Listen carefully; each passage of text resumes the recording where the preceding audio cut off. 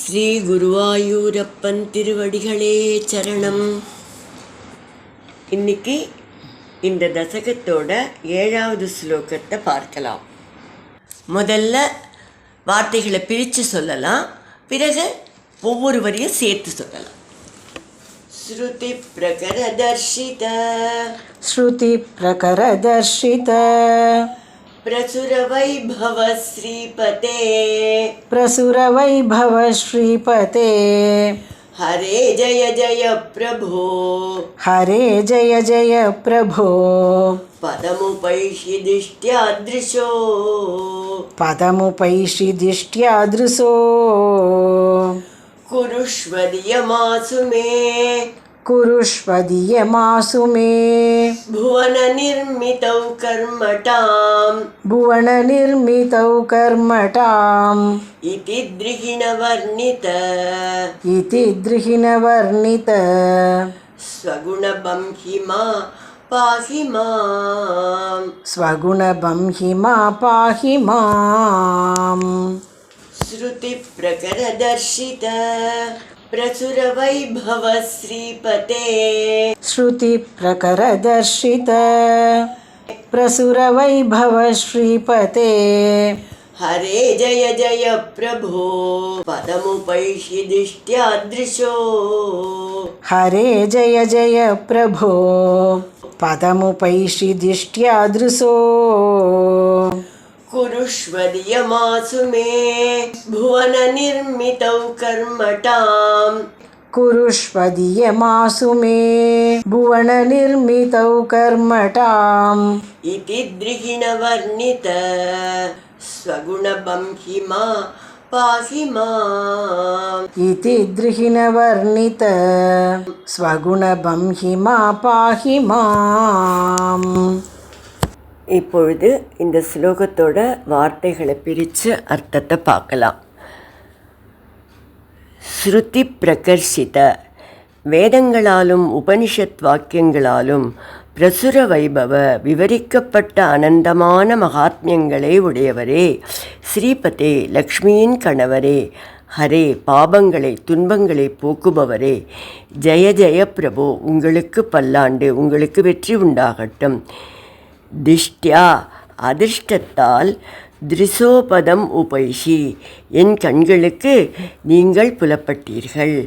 மேதியம், என் புத்தியை, புவன நிர்மிதௌ, புவனங்களை படைப்பதில், கர்மடாம், திறமை உள்ளதாக, சாமர்த்தியம் உள்ளதாக, ஆசு குருஷ்வ, சீக்கிரம் செய்யுங்கள். இதி த்ரிஹிண வர்ணித, இவ்வாறு த்ரிஹிணன பிரம்மா, பிரம்மாவால் வர்ணிக்கப்பட்ட ஸ்வகுண பம்ஹிமா, கல்யாண குணங்களை உடைய பகவானே, பாகிமாம், என்னை காத்தருளுங்கள். இப்போ இந்த ஸ்லோகத்தை முழுவதுமாக பாராயணம் பண்ணி இதோட முழு அர்த்தத்தையும் பார்க்கலாம். ஸ்ருதி பிரகரதர்ஷித பிரசுரவைபவ ஸ்ரீபதே ஹரே ஜய ஜய பிரபோ பதமுபைஷி திஷ்ட்யாத்ருஷோ குருஷ்வதியமாசு மே புவன நிர்மிதௌ கர்மடாம் இதி த்ரிஹிண வர்ணித ஸ்வகுணபம் ஹிமா பாஹி மாம். பகவானோட அற்புதமான திருமேனியை தரிசித்த பிரம்மா அந்த பரவசத்தில் பிரபோ ஜெய ஜெய அப்படின்னு பகவானுக்கு பல்லாண்டு பாடுறார். வேதங்களிலும் உபனிஷத் வாக்கியங்களிலும் சொல்லப்படுகின்ற அனந்தமான எல்லையில்லாத மகாத்மியங்களே உடையவரே, ஸ்ரீபதே, மகாலட்சுமி தேவியின் கணவரே, ஹரே, எங்களோட பாபங்களெல்லாம் அபகரிப்பவருங்கிறதுனால ஹரேன்னு சொல்கிறார்.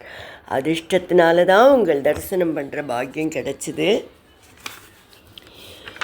புவனத்தை நிர்மாணம் செய்வதற்கான புத்தியையும் செயல்திறமையும் விரைவாக கொடுத்துருக்கோம், சீக்கிரமாக கொடுங்கோ அப்படின்னு பிரார்த்தனை பண்ணிக்கிறார்.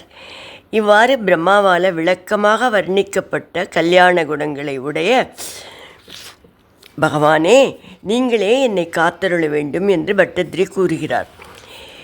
இந்த ஸ்லோகத்தில் ஸ்பெசிஃபிக்காக பிரம்மா பகவானோட கல்யாண குணங்களை வர்ணித்து பிரார்த்தனை செய்கிறத பட்டத்ரி குறிப்பிடுறதுக்கு ஒரு காரணம் கூட இருக்கலாம்.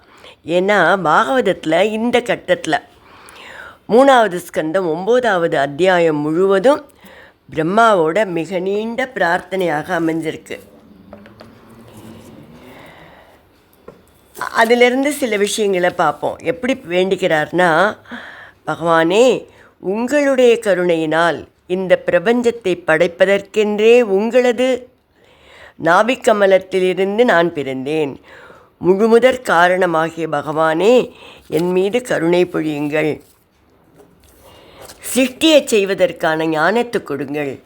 சிருஷ்டியில் தோஷங்கள் வராமல் இருக்க அருளுங்கள்.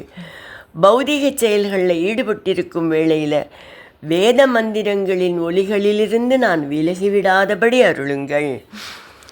நிறைய தவம் செய்ததுனால தான் எனக்கு தங்கள் மகிமை புரிந்தது. யாரெல்லாம் உங்களுக்கு பக்தி செய்கிறார்களோ அவர்களுடைய ஹிருதயத்தில் நீங்கள் எப்பவும் இருக்கிறீர்கள். எல்லா ஜீவர்களின் அந்தர்யாமியாக ஆத்மபந்துவாக நீங்கள் இருக்கிறீர்கள். பகவானே, இப்படிப்பட்ட சிறப்புகளை உடையவரே, தங்களுக்கு என்னோட பணிவான வணக்கங்கள் என்று பிரம்மா கூறுகிறார்.